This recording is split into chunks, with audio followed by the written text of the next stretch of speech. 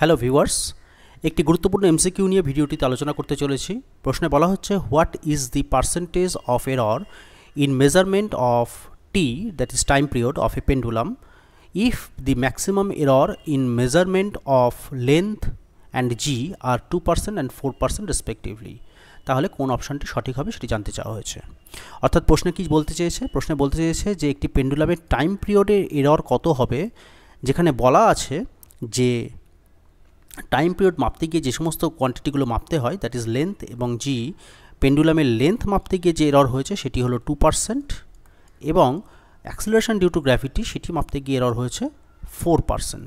তাহলে টি মাপতে গিয়ে এরর কত হবে?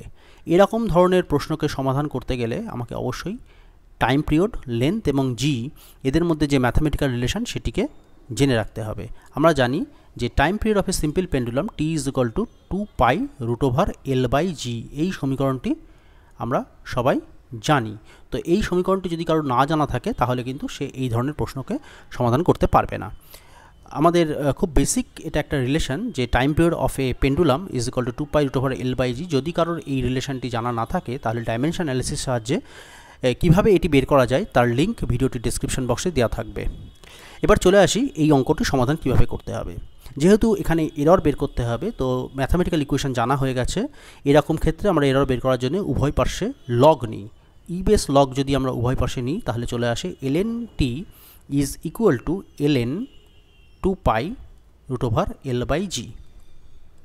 তো আমরা জানি যে লগের গুণ মানে লগের যোগ হয়ে যায়, সুতরাং এখানে চলে আসবে ln 2π plus ln L under root minus ln under root g. তো ম্যাথামেটিক্যালি এখানে মাইনাস আসছে কারণ এটা নিচে রয়েছে, সেই জন্য এখানে মাইনাস রয়েছে।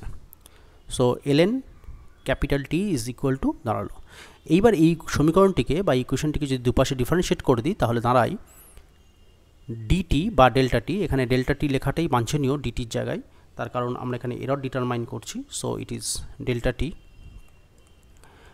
টি divided by t is equal to 2π একটি কনস্ট্যান্ট কোয়ান্টিটি, এর ডিফারেন্সিয়েট করলে 0 পেয়ে যাব। আর আমরা জানি যে লগের ক্ষেত্রে এই যে এল এর মাথায় যে পাওয়ার রয়েছে হাফ, সেই হাফটি সামনে চলে আসবে। So L to the power 2, L to the power half, সেই হাফটি সামনে চলে আসলো এবং এল এর ডিফারেন্সিয়েট করলে আসছে ডেল্টা এল বাই এল। যেহেতু আমরা এরর ডিটারমাইন করতে চাই, সো এখানে এই মাইনাস সাইন এখানে থাকলেও আমরা এখানে কিন্তু প্লাস হিসেবে এটাকে ট্রিট করবো, কারণ এরর কখনো বিয়োগ করা যায় না, এরর সবসময় যোগ হয়। এবং একই রকমভাবে জি এর মাথায় রুট আছে, সো হাফ চলে আসবে delta g divided by g. এবার ডেল্টা জি বাই জি এবং delta L by L, that is percentage of error, এখানে বলে দেওয়া আছে। সুতরাং এই সমীকরণে যদি আমি ভ্যালুগুলো বসিয়ে দিই তাহলে পাওয়া যাচ্ছে half into delta L by L, that is 2% plus half into delta g by g, that is 4%।